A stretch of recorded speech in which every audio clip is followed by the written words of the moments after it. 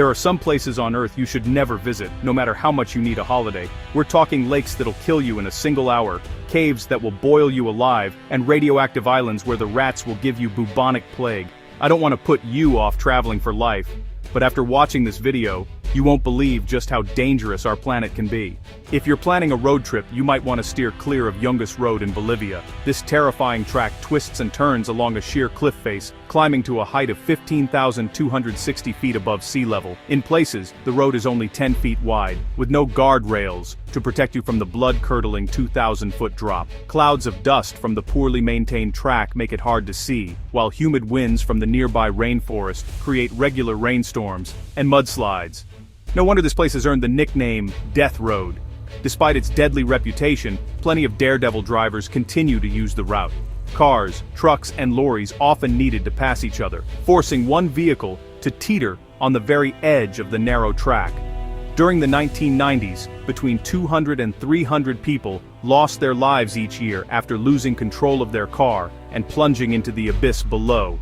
Thankfully, in 2006, the Bolivian government built a newer, safer road which most cars choose to drive on instead. And who can blame them?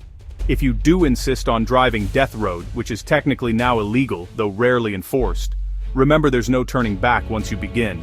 You are not going to want to make a U-turn.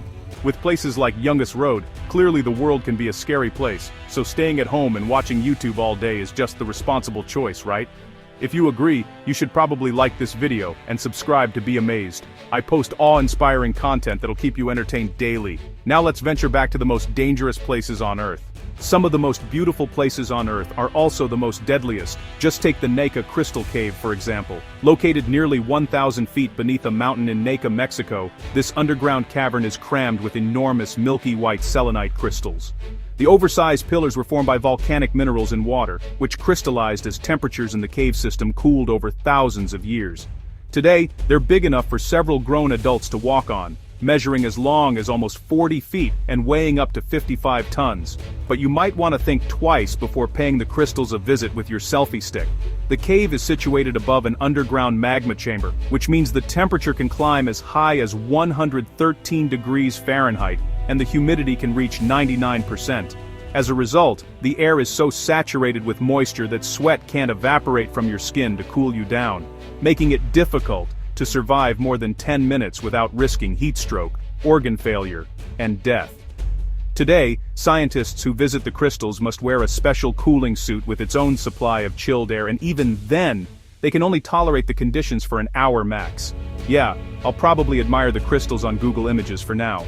These snakes are not messing around, but how did the snakes get to the island in the first place? Well, Snake Island was once attached to the Brazilian coast, before several millennia of rising sea levels separated it from the mainland.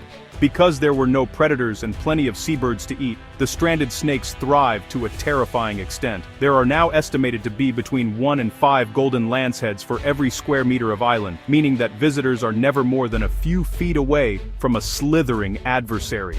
The risk is so great that the Brazilian Navy has banned any human from visiting Snake Island, with the exception of scientists conducting essential research.